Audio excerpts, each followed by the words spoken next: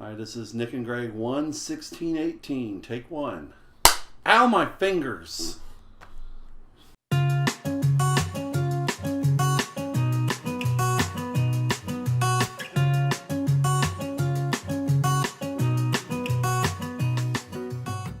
Hello there, everyone. Hi. Welcome back. And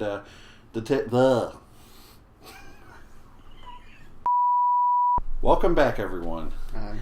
Today's video, we're going to talk about a movie we watched on last Saturday, called Call Me By Your Name. And we've been waiting for this movie for a while.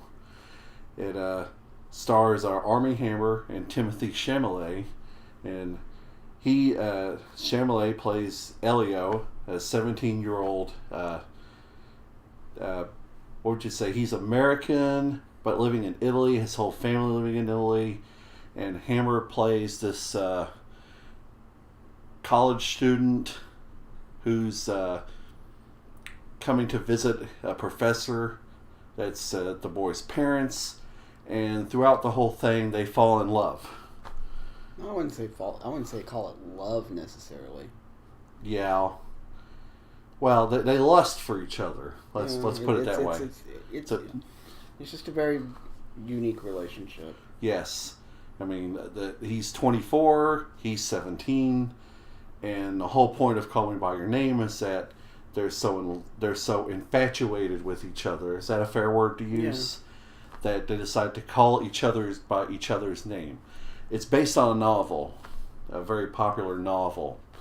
And let me tell you that this film we've wanted to watch for quite a while. We had to wait for it to come to Knoxville. Is playing in the bigger cities last month in December of 2017. I almost said 2016. I don't know why. But it finally came to Knoxville. We saw it on January 13th. And I thought it was so exquisitely done. It was not bigger than it needed to be. It was just a love story. Well, you could call it a love story, just a story of just how a relationship just blossomed, and also a story of how a teenager comes out to himself and then eventually kind of comes out to his father in the end, and it has a pretty, I hesitate to call it a sad ending. It's a very tragic ending. Well, not a tragic ending. I mean, tragic as far as your own internal emotions go. If you haven't seen the film, spoiler alert right here, but eventually the Oliver phones Elio the following winter after the summer they were together. This film is set in 1983, by the way. You got to understand that to know that you couldn't be open then as you could now. But you get a phone call eventually, and he says that he's engaged to a girl he had been seeing prior to them and their romance in that summer. And the film, that ending of him just looking at the fireplace, and oh my God, I was crying. I was totally crying. Because he was crying. But the thing about this movie is that we've all had crushes at one time or another in all of our lives, whether you're gay or straight or whatever. We've all had a crush on somebody. And it's sometimes you get the crush, sometimes you don't get the crush, but your first relationship, so more or less, that you have, your first encounter that you have or whatever, is the one that you tend to always remember in your life. I mean, how did you emotionally feel for Elio and Oliver during this movie? Well, I mean, it's an interesting kind of coming of age story, you know. You it's that first real relationship that means something to you. And I mean, and I don't know that I could pinpoint either character as 100% necessarily gay. You know, it's just one of those things where these two people, you know, there was a spark between them. Mm-hmm. Yes.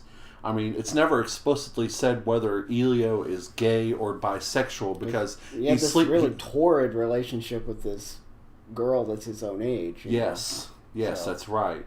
And they eventually agree to be friends towards the end. And you kind of get the feeling that they'll probably end up sleeping with each other again at some point. Yeah. Love is a funny thing. It really is. And you never know when love is going to strike. You just never know. A story for another day is how we met. You know, it's a unique story in and of itself. But that's a story for another day and another video.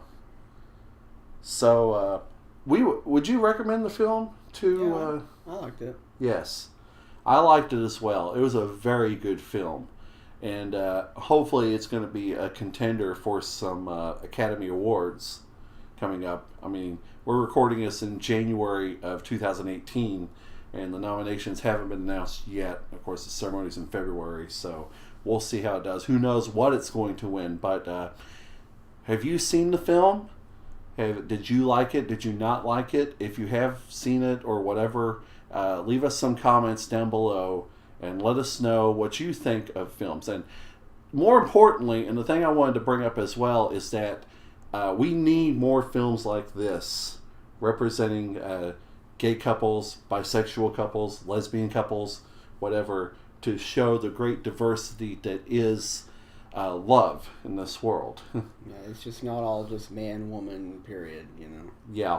Yeah. And a fun little fact that I remembered and I reminded you of is that we saw this film on the same screen that we saw Brokeback Mountain on in 2006 in the same theater. So it kind of meant a lot to us being in that theater again. Of course, we've been in that theater many, many times over the years, you know. So that's screen number 8 at Downtown West. But anyway, that's about it for this video. Yep. If you like the video, please hit the like button. Yep. Subscribe. Yep. And share and thumbs up. Thumbs up. And I already said that. I said like. Oh. Yes. And this guy's a bell. Bell. Like the notification bell. No, he's not a bell. But if you hit the notification bell, then your phone blows up with our notifications. Yes, every time we upload a video 7 times a day. Really only once a week. But this week it's twice because we have a second video coming later this week on another interesting topic. And we thank you for joining us. And we love all of you. Thank you. We'll see you next time. Bye. Bye.